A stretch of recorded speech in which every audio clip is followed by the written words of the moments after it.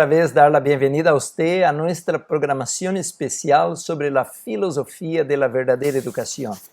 Estamos trayendo temas importantísimos de verdad presente. Queremos invitar a usted, si no ha mirado los temas anteriores, ya hicimos varias clases sobre el Edén, la escuela de los profetas, hablamos sobre la escuela del desierto y hoy estamos para venir ahora con un tema muy solemne, la escuela de Jesús, la escuela de los discípulos.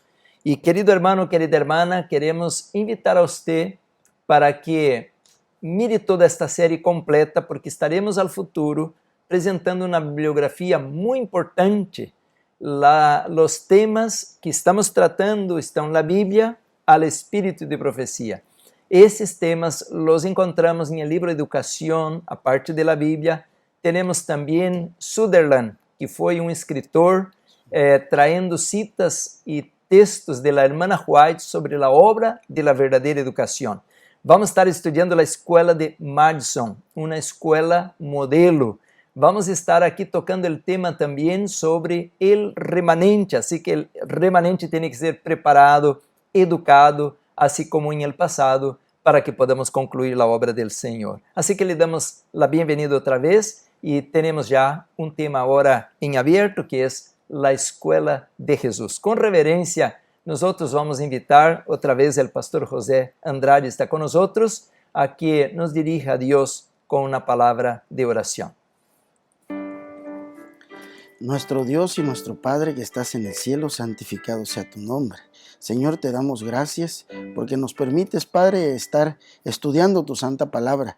Bendice, Señor, a las personas que lo están escuchando y, Señor, sé propicio para que si hay algún hijo tuyo que necesita escuchar esta enseñanza, Señor, que está basada en la Biblia y en el espíritu de profecía, sea, Señor, amonestado, que él pueda verlo y, Señor, que siga aprendiendo directamente de ti. Amén. Te lo pedimos en el nombre de Cristo Jesús.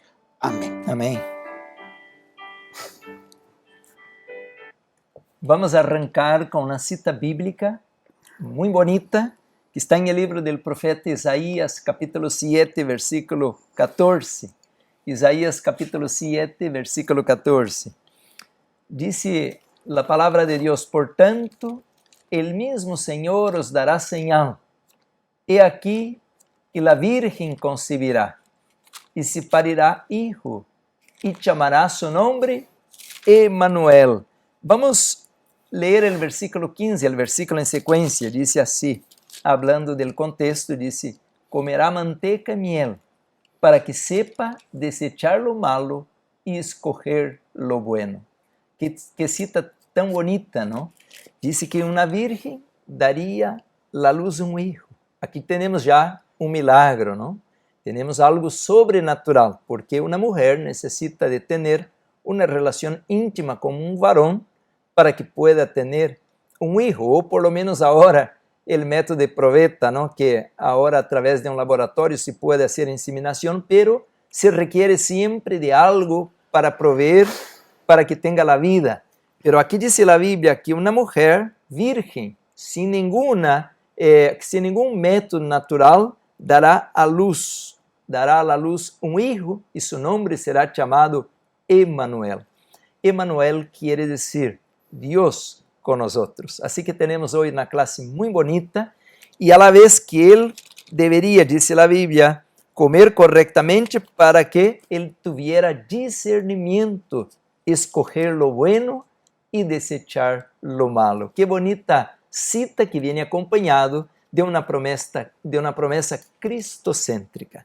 Bueno, pero vamos al tema entonces. Sí, el Señor Jesús es el cumplimiento de la profecía. Si, como dice Isaías mismo, profeta, capítulo 9, viene aquel que es maravilloso, consejero, Padre de la eternidad. ¿Por qué Jesús, cuando vino a este mundo, él tomó un camino que aparentemente era diferente? ¿Cuál es el sentido de mi pregunta? Si Jesús instituyó el santuario, instituyó el ritual del santuario, él estableció el método de congregación de aquel tiempo, ¿por qué cuando vino Jesús a la tierra, él no se congregó o no se reunió a los sacerdotes y él formó un grupo privado. Así que una pregunta muy interesante y vamos entonces a empezar, Pastor José, a ver cuál es la respuesta, por qué Jesús forma un grupo de discípulos. Sí, yo creo que es básico lo que el pastor está preguntando, porque últimamente él originó al pueblo, él organizó, él puso los jefes. Hasta antes, después de salir de Egipto, él puso por cada pelotón, ¿verdad?, un jefe. Él organizó todo. Pero, ¿será que cambió Cristo? No. Lo que había pasado es que ya después de tantos años se habían olvidado de la escuela de los profetas. ¿Y cómo podemos saber esto? Vean, sí sabían, pero se habían olvidado de la escuela de los profetas, y los voy a invitar a buscar allá en el libro de San Mateo. En el libro de San Mateo, en su capítulo 2, San Mateo capítulo 2, dice la palabra de Dios, y por eso vamos a empezar a ver que no es que haya olvidado o pasado por alto, sino que simplemente Él restableció todas las cosas que deberían de estar en pie. Dice ahí en el libro de San Mateo, en su capítulo 2, versículo 1. San Mateo 2:1. Y como fue nacido Jesús en Belén de Judea, en los días del rey Herodes, vinieron del oriente a Jerusalén unos magos, dice, versículo 2. Dice, diciendo, ¿dónde está el rey de los judíos que ha nacido? Porque su estrella hemos visto en el oriente y hemos venido a adorarle, versículo 3.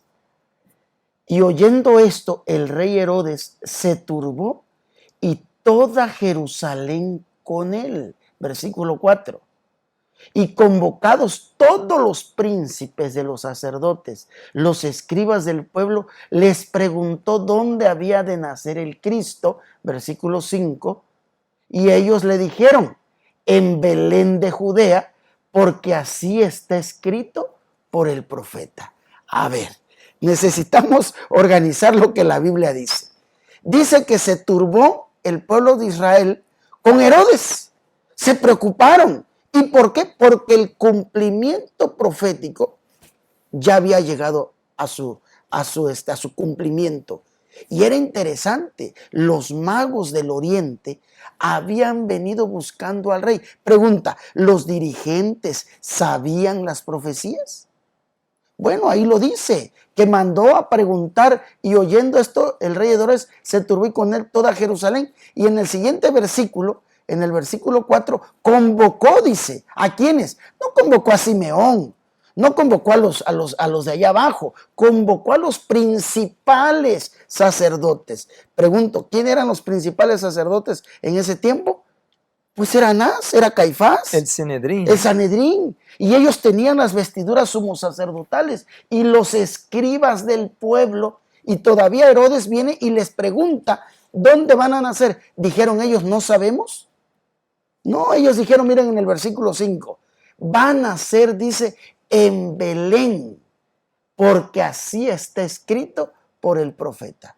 La pregunta es, desde el mismo nacimiento de Cristo, los dirigentes sabían profecía, pero no le entendieron, no entendían plenamente. Ahora entiendo por qué Dios dice allá en el libro Evento de los Últimos Días, que en el fuerte pregón Dios le va a dar una boca a los iletrados.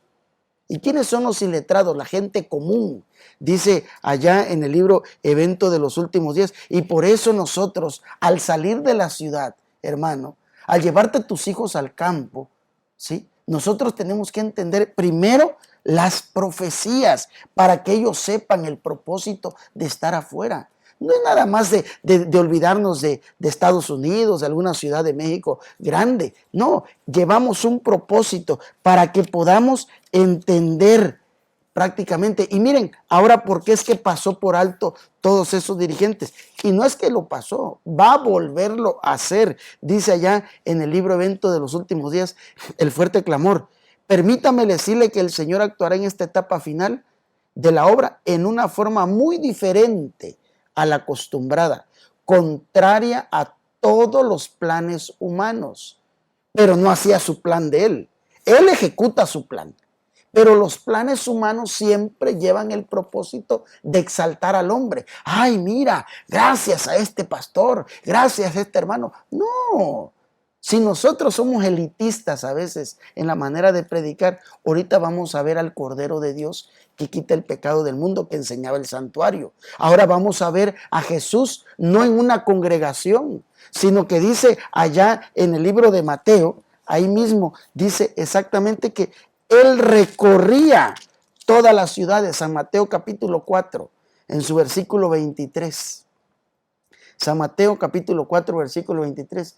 Y rodeó, dice, y recorrió Jesús toda Galilea, enseñando en las sinagogas de ellos y predicando el evangelio del reino y sanando toda enfermedad y toda dolencia de su pueblo. Ahora entiendo una cita de la hermana White que dice que el verdadero siervo de Dios no tendrá sentimientos localistas.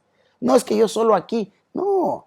Una vida misionera significa a veces dejar la comodidad del hogar, dejar de donde eres. Te necesitas trasladar a otro lado. Y por eso ahora nosotros entendemos de que el pueblo de Israel sí sabía las profecías, pero en Cristo Jesús, allá en la cruz del Calvario, dijo: Padre, perdónalos, porque no saben lo que hacen. No estaba hablando de un desconocimiento total, no, sino que ellos aplicaban la profecía de diferente manera. Y por eso dice en el fuerte pregón, dice: habrá entre nosotros personas que siempre querrán controlar la obra de Dios y dictar hasta los movimientos que deberán hacerse cuando la obra baje en la dirección del ángel que se une al tercero. Dios empleará formas y medios que nos permitirá ver que Él está tomando las riendas en sus propias manos. ¿Y cuáles van a ser esos medios?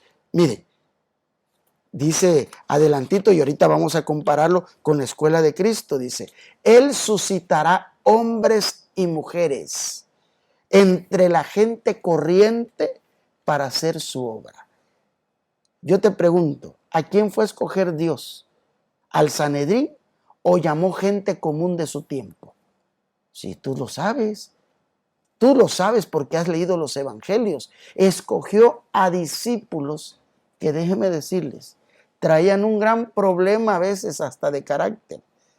Ahí vemos a los hijos del trueno, a los Boanerges, y nosotros necesitamos entender básicamente que ahora ellos fueron invitados a la escuela de Cristo. Y nosotros ahora, mediante el estudio de la palabra, vamos a entender cuál fue el primer acto que Cristo hizo. Y dice allá en San Mateo capítulo 3, en su versículo 13, y vean, 13, ¿cuál fue el primer acto que Cristo hizo ya de adulto? De adulto. Primero dice ahí en San Mateo capítulo 3, 13, entonces Jesús vino de Galilea a Juan al Jordán para ser bautizado por él.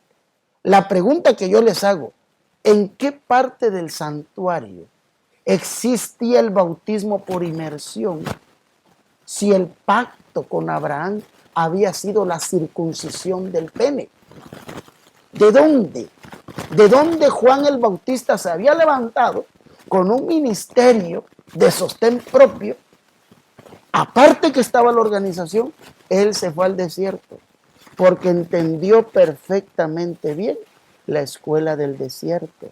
Él entendió que bajo las privaciones, bajo la necesidad, bajo el hambre, su vestimenta de Juan el Bautista era única. No tenía el agrado por sí mismo, el decir, bueno, ¿cómo me miro guapo, me están tomando el mejor ángulo, soy realmente No, él lo único que le preocupaba era enseñar la palabra de Dios. Dice la sierva del Señor que la vestimenta era como la de Elías, de camello. Y precisamente nosotros entendemos bien cómo es que Dios hasta la vanagloria de la ropa nos las va a quitar. ¿Por qué? Porque a veces nos sentimos superiores ya con una corbata, con un saco. Ya a veces vemos a los miembros de diferente manera. Y esa no es la escuela de Cristo. La escuela de Cristo es humildad. La escuela de Cristo es servicio. La escuela de Cristo es disposición. Si no veo quién lo puede apoyar, pues lo hago entonces. Entonces, pastor, yo creo que la escuela de Cristo es fundamental para el estudio de Sí, es como que el centro de toda la serie que estamos haciendo ahora. En este momento, mis hermanos, como leí la cita anterior de Isaías, Jesús es Emmanuel, el Rey de Gloria. Pues ahora lo encontramos caminando como si fuera un niño, obedeciendo a la mamá, después indo al templo como cualquier otra persona. Y ahí estaba el Rey del Universo. Pero cuando miramos que Jesús viene a la tierra, era el cumplimiento de todas las profecías del Antiguo Testamento. Así es. Era el pico de toda la esperanza. Toda mujer quería tener un hijo con este nombre porque era una gran gloria. Pero cuando vino realmente Jesús, no lo reconocieron, ¿no? Entonces, ¿qué podemos aprender de la escuela de Jesús? Primero, que tanto como usted mencionó de Juan el Bautista, pues Jesús rehusó toda ostentação externa. Ele não vino com exércitos e não nasceu em um castillo dourado, não. Ele vino como um campesino, uma pessoa sencilla, humilde. Então, a primeira lição que encontramos na escola do Senhor é a sencillez. La sencillez. E parece que isto lo perdemos, não? Lo estamos perdendo. Tenho uma cita aqui do livro Deseado, na página 29, diz assim: Jesús se propuso que ningún halago de índole terrenal atrajera a los hombres a su lado. Únicamente la belleza de su carácter celestial debía atraer a quienes le siguieran. ¡Wow! ¡Qué tremendo! Y es un gran reto esto, ¿no? No por apariencia o por fama o por vanagloria, no. Era apenas por reconocer su carácter puro y santo. E que interessante que mais abaixo, nesta mesma página, diz que os mensageiros celestiais contemplavam com assombro a indiferença de aquele pueblo a quem Deus chamara a comunicar ao mundo a luz de la verdade sagrada. Então, não lo reconheceram, não lo aceptaram. Imagina, porque quando Jesus começou, ele foi bautizado, bueno, havia pouca gente, mas quando ele... Exatamente, mas quando ele foi começando a tomar, pues, já popularidade, e que empieza a predicar o sermão del monte, mira as palavras de Jesus, não? Bienaventurado los humildes. Isso era em contra da filosofia de aquele tempo. E disse aqui claramente, a nação judía havia sido conservada como testigo de que Cristo havia de nascer de la semiente de Abraham y del linaje de David, y sin embargo no sabían que su venida se acercaba. ¿Será que no estamos hoy en el peligro igualito que los judíos?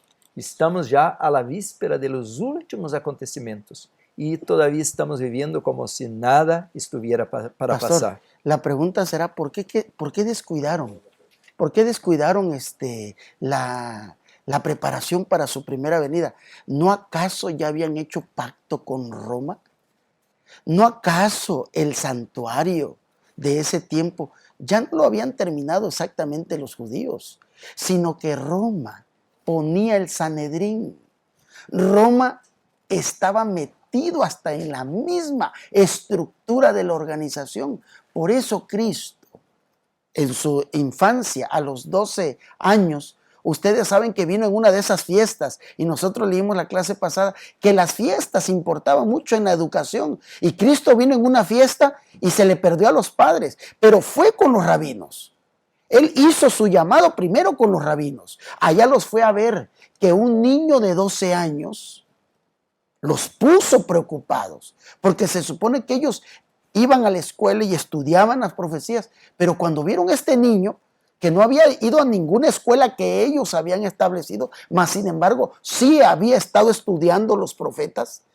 Su madre, dice el deseo de todas las gentes, le había enseñado las profecías de Isaías. Le había dicho, tú eres Dios, porque yo te tuve, yo era virgen. Y le platicó todo Isaías. Entonces, Cristo llegó con los dirigentes, tuvieron su oportunidad los dirigentes y lo entendieron y vieron. A partir de ahí, nosotros sabemos bien que Cristo se va de los 12 años y vuelve a aparecer ya cuando comienza su ministerio. ¿Pero por qué? Porque Él fue a ver, Él fue a investigar qué tanto conocimiento tenían los líderes y por qué se apartaron. Porque cuando Él vio, Él escuchaba los rumores. Él estuvo precisamente cuando empezó a hacer el censo y nosotros entendemos que María se lo contó y dijo, bueno, mira, ahora tenemos que ir a Belén, donde tú naciste. ¿Y por qué? Porque Roma ahora está mandando.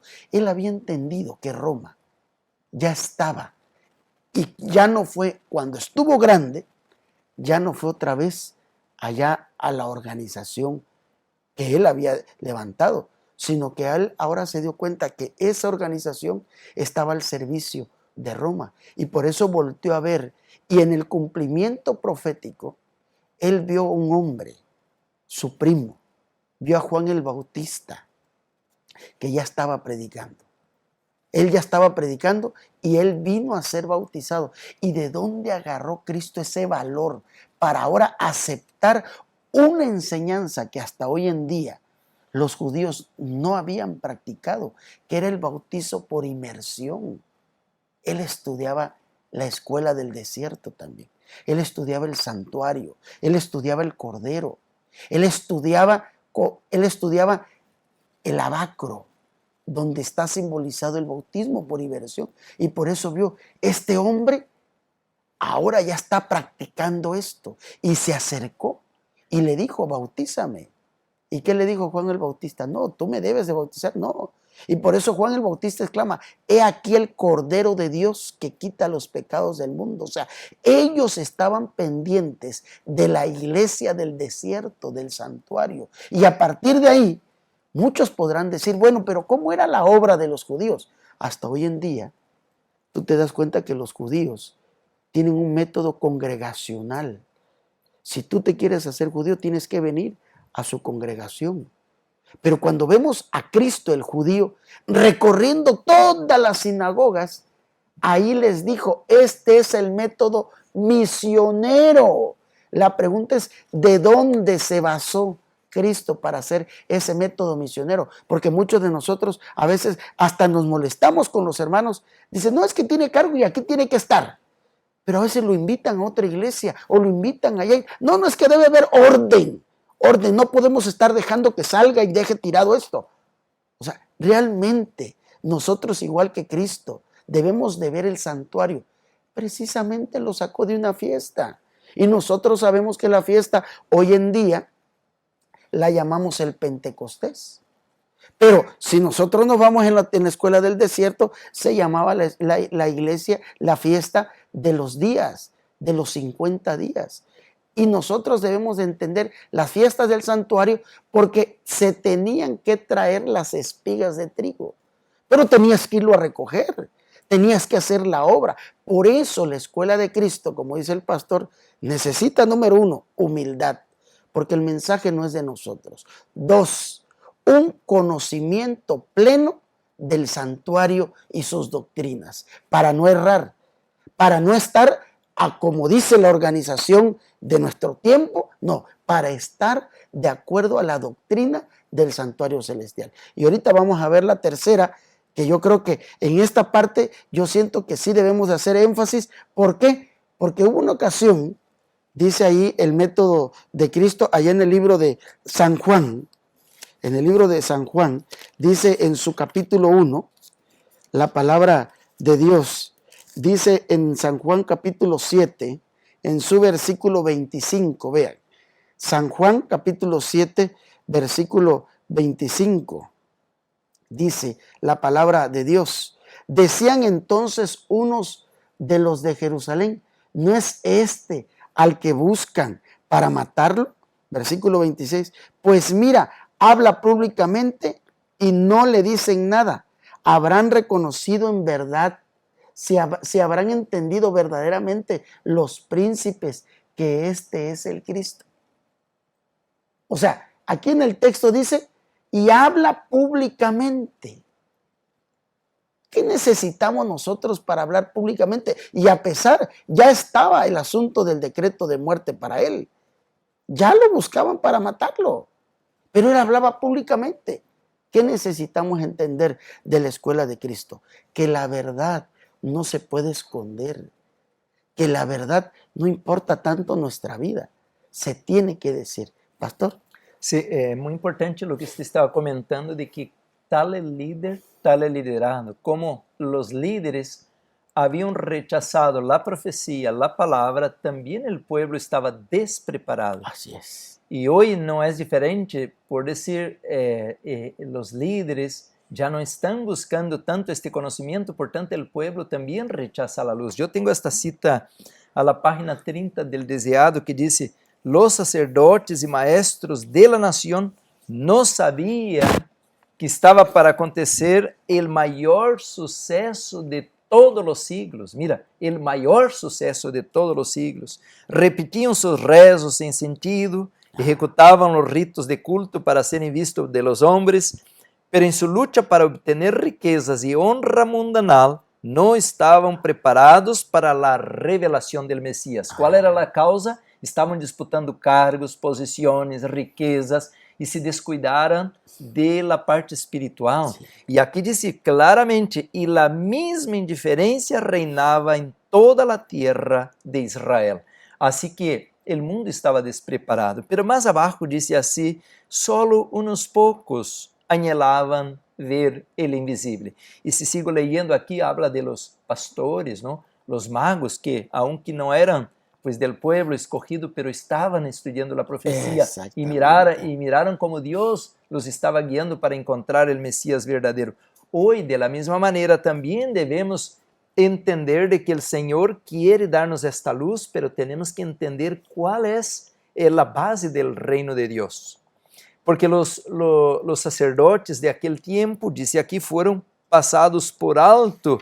¿Por qué? Porque ellos no estaban preparados. ¿Y por qué? Porque el enemigo metió en la iglesia de aquel tiempo el mundanismo. Al mismo libro, a la página 43, dice así: los sacerdotes repetían tradiciones.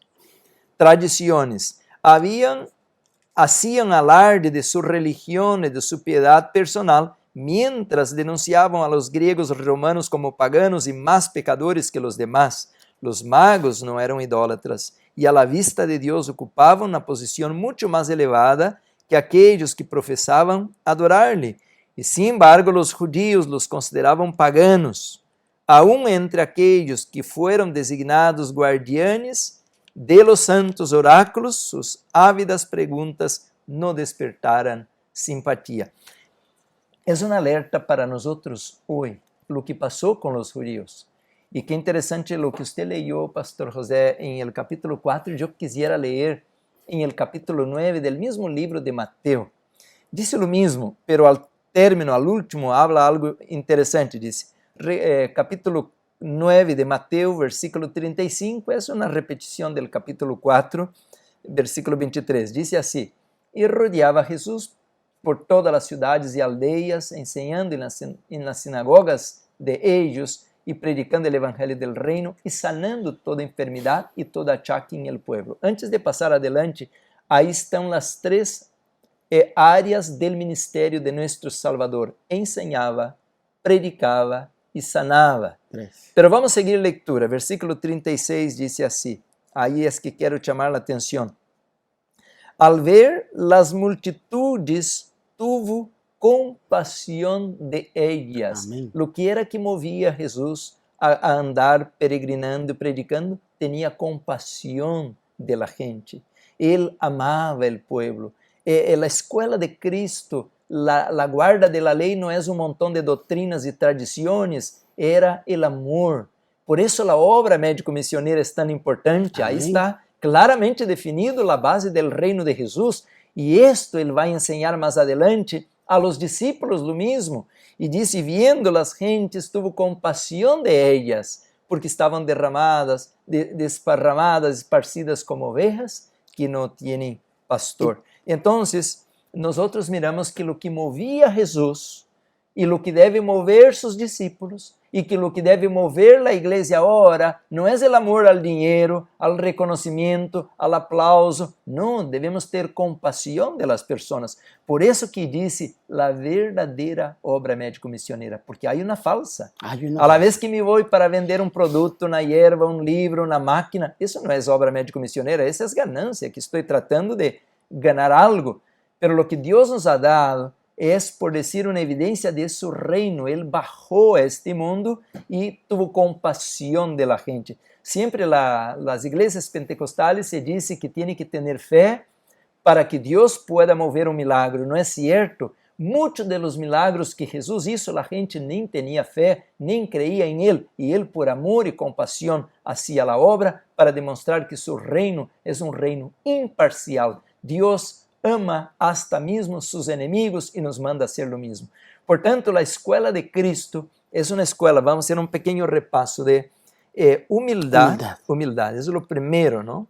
No está basada en vanagloria, en riqueza, en apariencia, intereses. En intereses personales. Él tiene compasión.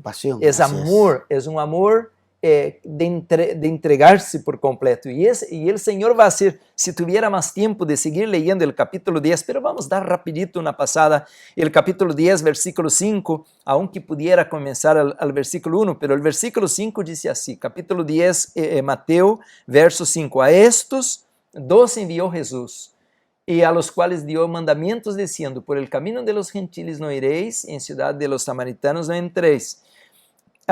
Sino, versículo 6, sino id antes a las ovejas perdidas de la casa de Israel. Ahora mira el versículo 7 y 8, dice así, y yendo predicad diciendo, el reino de los cielos se ha acercado. Versículo 8, sanad enfermos, limpiad leprosos, resucitad muertos, echad fuera demonios, de gracia recibisteis, dad de gracia. Ahora le hago una pregunta a usted, mi hermano. ¿Será que Jesús pudiera dar este mandamiento a los sacerdotes, los rabinos, escribas, fariseos? ¿Será que le obedecerían?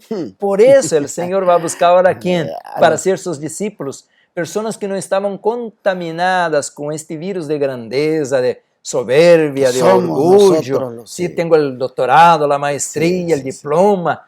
Ahora cuando los discípulos tienen que ir, imagina una persona que tiene gangrena y agarrar la pierna de esta persona y lavar y pasar ahí. Pastor, y fíjese que el testimonio que está dando usted ahorita, lo principal en la obra médico-misionera es sujetar el yo. Como dice usted, en las terapias de hidroterapia, de ejercicio físico, se ve cómo es que nosotros la ley de Dios tenemos que cumplirla en amor al prójimo, pastor. Y dice, ¿será que el sumo sacerdote Anás y Caifás se iba a quitar su vestimenta, iba a untar saliva, ¿verdad?, en el lodo y ponérsela al ciego? No, si al cojo que habían sanado lo mandaron a traer. Por eso nosotros necesitamos entender, como dice el pastor, la escuela de Cristo y sus propósitos. No tenía intereses.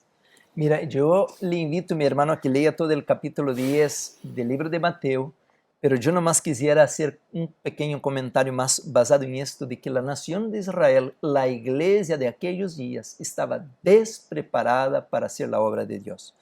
Y la prueba que tenemos que cuando vino un joven rico, él era versado en la doctrina, él sabía, la conocía muy bien. Él dice, desde mi juventud, él conocía la doctrina. Pero Jesús le hizo una prueba tan sencilla. ¿Qué le dijo el Señor al joven rico? Va, vende todo lo que tiene, da a los pobres, ven y sígueme. No tenía sentido. Para la iglesia de aquellos días, las palabras de Jesús no tenían sentido. ¿Cómo voy a deshacerme de todo lo que tengo? Se fue y nunca más regresó. Y yo pienso, tal vez que pueda estar equivocado, pero pienso lo que debía ser el joven rico fue San Pablo después. Porque era versado, era culto, era rico, era inteligente, y que fue Pablo después una gran potencia, una gran bendición para el mundo, porque Pablo se doblegó a los pies del Señor. Y el joven rico nunca Y regresó. desechó todo reconocimiento terrenal, porque sí era reconocido por Sí, el él Sanedrín. tenía, claro, sus diplomas, Es tenía cierto. su conocimiento poliglota y todo, pero se rindió a los pies del Señor. Amén. Pero el Está joven rico, interesante. como los fariseos, bueno, algunos sí, como Nicodemo y José de Arimatea, algunos Que sí, sirvieron con sus sirvieron al riquezas. Señor con su riqueza, su conocimiento, pero fueron muy raros, Sí. porque la mayoría de ellos, Jesús tuvo que pasarlo por alto. Y esto quiere decir lo mismo que dice la hermana White hoy, de que la verdadera religión, ella nos lleva a seguir las pisadas, las huellas de Jesús. Amén. La educación de Babilonia es una farsa. Ah, salió. Todos los diplomas que tenemos de Babilonia no sirven para nada. Y por eso le digo, mi hermano, si usted tiene un hijo, una hija, y que es pequeño, ponga este conocimiento en la mente de ellos. Porque casi la mayoría de los padres lo que hacen es decir, no, yo quiero que mi hijo sea doctor, sea un abogado, un licenciado. ¿Para qué? Para ganar bien. Al último termina todo al mismo, para ganar bien. Pero si usted tiene un hijo, conságralo para que sea un predicador de la verdad presente. Esto, porque si yo sigo leyendo aquí, dice la palabra, dice así, que la seara es muy grande y los obreros son pocos. Ahora, y pastor, lo que necesitamos entender básicamente también es cómo es que Cristo llegó a esto. Y miren, hermanos, en el deseo de todas las gentes, si usted opta por los consejos que les decimos, van a haber días de conflicto, y por eso ahí en el libro Deseo de todas las gentes me llama la atención porque hasta lo presentan como un disidente. Miren qué dice en Días de conflicto del deseo de toda la gente. Desde sus más tiernos años, el niño judío estaba rodeado por los requerimientos de los rabinos. Había reglas rígidas para cada acto, aún para los más pequeños detalles de la vida. Los maestros de la sinagoga instruían a la juventud en incontables reglamentos que los israelitas ortodoxos debían observar. Pero Jesús no se interesaba en esos asuntos. Desde la niñez actuó independientemente de las leyes rabínicas. Las escrituras del Antiguo Testamento eran su constante estudio y estaban siempre sobre los labios las palabras "así dice Jehová". A medida que comenzó a comprender la condición del pueblo, vio que los requerimientos de la sociedad y los de Dios estaban en constante contradicción. Los hombres se apartaban de la palabra de Dios y ensalzaban sus teorías que habían inventado. Observaban ritos, tradiciones que no podían haber virtud alguna. Él vio que esos servicios sin fe no hallaban paz, no conocían la libertad del espíritu que obtendrían sirviendo al Dios. Él no atacaba los preceptos ni las prácticas de los sabios maestros, pero cuando se les reprendía por sus propias costumbres sencillas, presentaba la palabra de Dios en justificación de su conducta. ¿Cómo? De una manera amable y sumisa. Y escuchen bien, es hoy en día para la gente ser tonto. El ser amable y sumiso es tonto. No, tú tienes que tener esto para dominar. No. Habemos a veces muchos pastores que queremos llegar a la iglesia. No, así. No, tranquilos. Vamos pacientes. Es la grey del Señor, y dice, Jesús procuraba agradar a aquellos con quienes trataba porque era tan amable y discreto. Los escribas y ancianos suponían que recibirían fácilmente la influencia de su enseñanza. O sea, lo querían conquistar a Jesús. Y dice, le instaba a recibir las máximas tradiciones que habían sido transmitidas desde los más antiguos rabinos. Pero él pedía verlas autorizadas en las Santas Escrituras. No, pero es que mira, no. ¿Dónde está escrito? Si está escrito, adelante. Y termina. Estaba dispuesto a escuchar toda palabra que procede de la boca de Dios, pero no podía obedecer a lo inventado por hombres. Jesús parecía conocer las Escrituras desde el principio al fin y las presentaba con su verdadero significado. Los rabinos se avergonzaban de ser instruidos por este niño. Y miren cómo dice acá, sabía que las Escrituras no podían encontrar autorización para sus tradiciones. Se daba cuenta de que en comprensión espiritual Jesús lo superaba por mucho. Sin embargo, se airaban porque no obedecía sus dictados. No pudieron convencerle, o sea, fueron a hablar con él, no pudieron convencerlo. Y entonces, ¿qué hicieron? Buscaron a José y a María y les presentaron su actitud disidente. Así sufrió la reprensión y la censura. Imagínate nada más, el Salvador del universo en su tiempo fue llamado como disidente. ¿Y todo por qué? Porque no encontraba base bíblica. No encontraba base bíblica para haber cambiado el calendario. Yo te digo una cosa, su servidor es adventista de tercera generación y el calendario eclesiástico terminaba en octubre. En octubre, y la base bíblica era las 2300 tardes y mañanas, los 2300 años que terminaron en octubre. Por eso esa organización hacía su cambio de pastores, de cargos en octubre. Había una base bíblica. No, pero ahorita agarraron y como no creen mucho en el santuario, dijeron no, lo vamos a hacer en enero, como el calendario gregoriano. Hoy en día la visita viene y ya no. Me acuerdo que antes llegaba una visita y nos encontraba en octubre haciendo los cambios de cargo. La visita preguntaba, oiga, pero si el año no ha terminado, ¿por qué es que están diciendo de ese año eclesiástico? Porque el año eclesiástico estaba basado en el santuario. Y hoy en día jamás una visita en la organización va a entender las 2300 tardes y mañanas. En cambio nosotros queremos ser parte de la escuela de Cristo, tenemos que tener un escrito hasta para nuestros tiempos. Es por eso que como Cristo no se acataba o pedía demostrar lo que hacían ellos en la Biblia, le presentaron una actitud disidente. Pero no por eso no era amable, no por eso no era sumiso. Tanto lo era que pensaron que lo podían ganar. Y por eso, hermanos, hoy en día a nuestros hijos debemos de inculcarle, así sea quien sea, pero que te lo muestre que está escrito en la palabra de Dios. Hermanos, nosotros también hoy estamos pues, en este mundo en peligro, ¿no? Tenemos que desarrollar nuestra confianza en Dios, aprender a obedecer. Pero hay dos extremos. Hay un extremo que es, por decir, el liberalismo, de que si ya nos entregamos al mundo, al pecado, a las cosas condenadas y seguimos por la idolatría, por todo lo que es camino largo. Hay otro extremo también peligroso que es el fanatismo. En estos dos extremos nosotros podemos caer en algún momento, pero lo que me gusta de la vida de Jesús es que ele era completamente equilibrado, nem se inclinava al liberalismo, pero tampoco no se dedicaba al fanatismo. Por eso, pastor, si me permite tantito leer esta cita, dice, Cristo no era exclusivista, y escuchen nada más, y había ofendido especialmente a los fariseos al apartarse en este respecto de sus rígidas reglas. Halló el dominio de la religión rodeado por altas murallas de separación, como que si fuese demasiado sagrado para la vida diaria. Y acá está el fanatismo. El fanatismo es decir, no, solamente nosotros, solamente yo sé.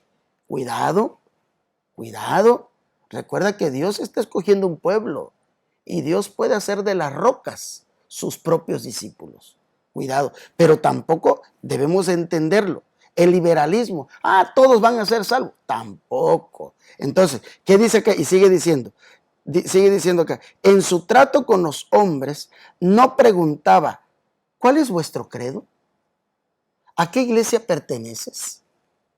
Ejercía su facultad de ayudar en favor de todos los que necesitaban ayuda.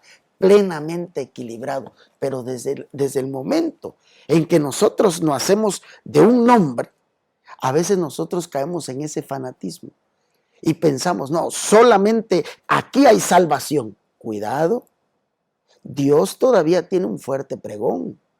Dios tiene hijos sinceros en todas las iglesias.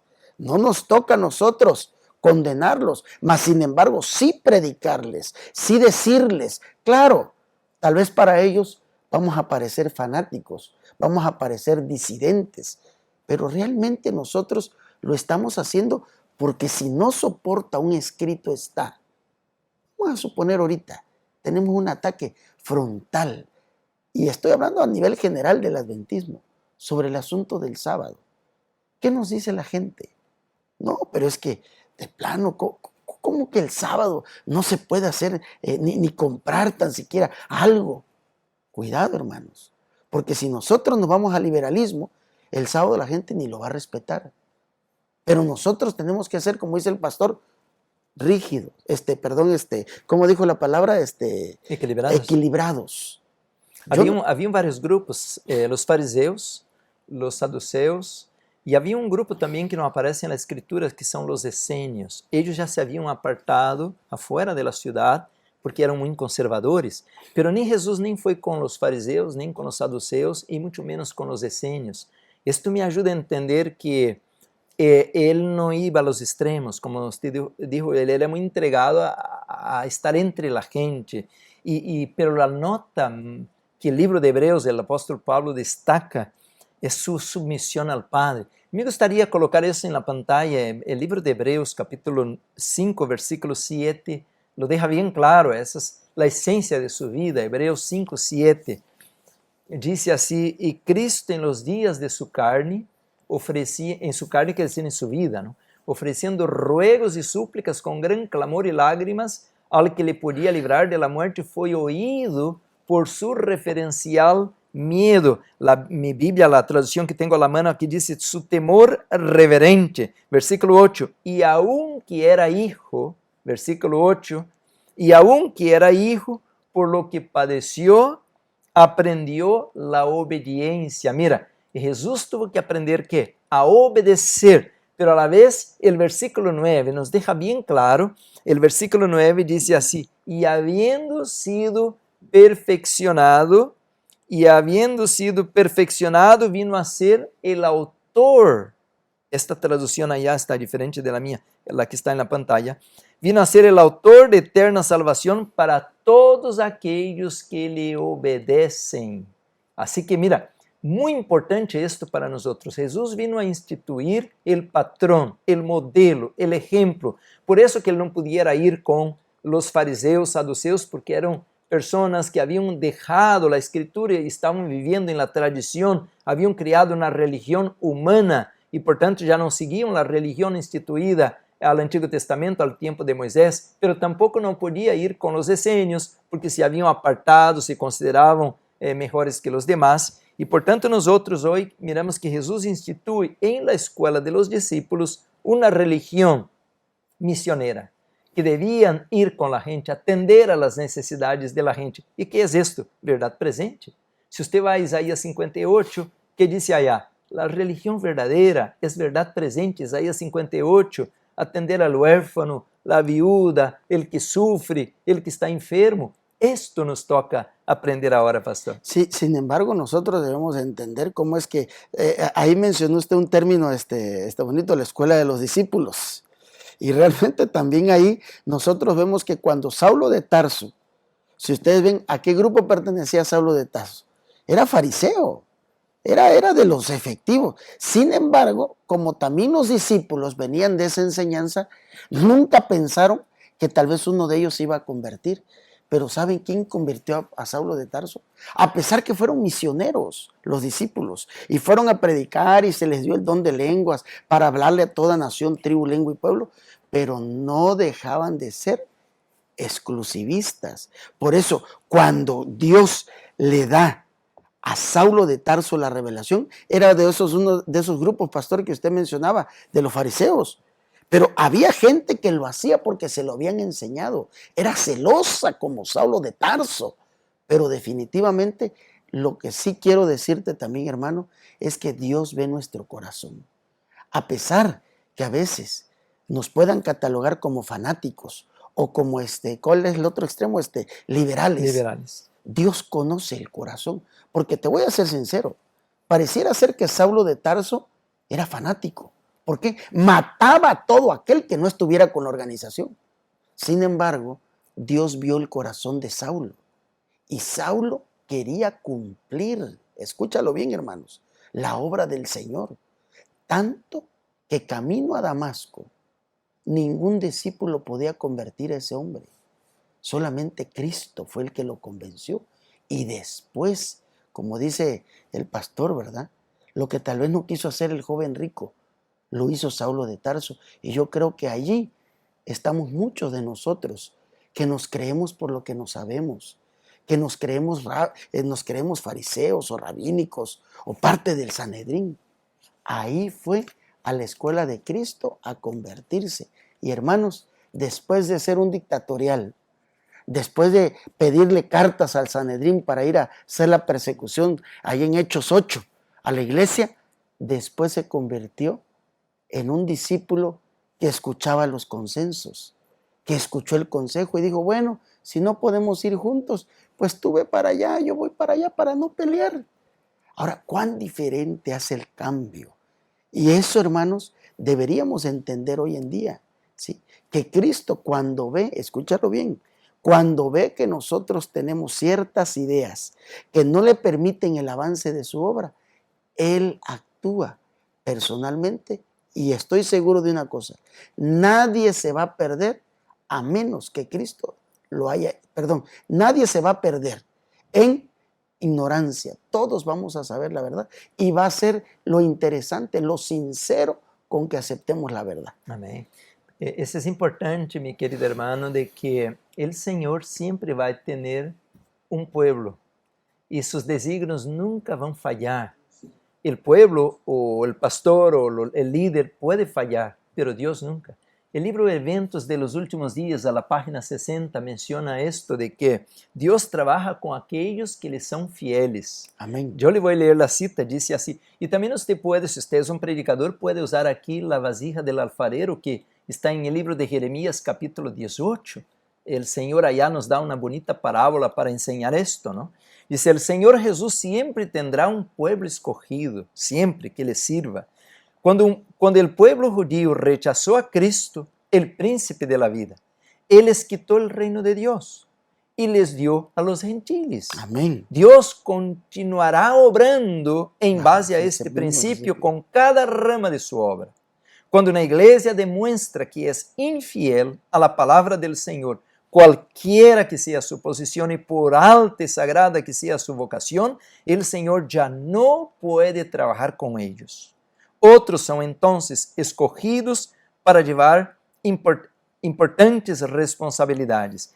Pero si a su vez estos se purifican sus vidas de toda acción incorrecta, si no establecen principios puros y santos en todos sus límites, entonces dolorosamente el Señor los afligirá y humillará, y a menos que se arrepientan, les quitará de su lugar y hará de ellos un motivo de ignominia. ¿Qué es ignominia? Es un motivo de vergüenza.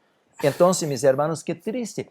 Cuando miramos la nación de Israel, eso es exactamente lo que pasó. Ellos no correspondieron al plan de Dios. Y qué triste que hoy 74% de los judíos hoy son ateos. Ya ni creen nada. Sí. Por eso, pastor, ahora, ¿cuál sería la tercera? Ya dijimos que la escuela de Cristo es humildad. Sin intereses. Obediencia, obediencia, a la palabra. Y hermanos, la cuarta, misionera. Amén. Misionera. O sea, estar preocupado por la salvación de las almas. No tendrá, dice, si me permite, quiero leer el texto que aparece allá en el libro Mensajes Selectos. Mensajes Selectos, tomo 2. La salvación consiste en la unión con Cristo. Y dice, somos tan insensibles como pueblo peculiar y nación santa. El amor inenarrable que Dios ha manifestado por nosotros. La salvación no consiste en ser miembros bautizados, ni de tener nuestros nombres registrados en los libros de la iglesia, ni en predicar la verdad, sino que consiste en una unión con Jesucristo, en ser renovados en el corazón, en hacer las obras de Cristo con fe y trabajar con amor, paciencia, humildad y esperanza. Cada persona que está unida a Cristo llegará a ser un misionero. Y escúchenlo bien, viviente para todos los que viven a su alrededor. Trabajará por los que están cerca y los que están lejos. No tendrá sentimientos localistas. No se interesará solamente en promover la rama en la obra en la cual preside, ni dejará que allí termine su celo. Todos deben trabajar con interés para hacer progresar cada rama de la obra. Al estudiar la escuela de Cristo, tenemos que conocerlo a Él, Amén. que es el modelo. Y Jesús nos ha dado la misión. Y la misión, yo pues termino leyendo, está en Lucas 19:10. Tal vez que San Lucas, el doctor Lucas, es el que mejor retrata, ¿no?, a la misión de Cristo, porque el Hijo del Hombre vino a buscar y a salvar lo que se había perdido. No vino a condenar, criticar, hablar mal de otros. No, Él vino con una misión, buscar y salvar lo que se había perdido. Que Dios nos dé esta visión para que podamos también estar en la escuela de Cristo y sermos encontrados aprobados. Le invito para que con reverencia podamos terminar con una palabra de oración. Amado Padre que estás en los cielos, Amén. Gracias Señor por esta luz tan preciosa de la persona de tu Hijo amado que vino a este mundo para dar un modelo perfecto de eclesiología, de lo que significa buscar y salvar los perdidos.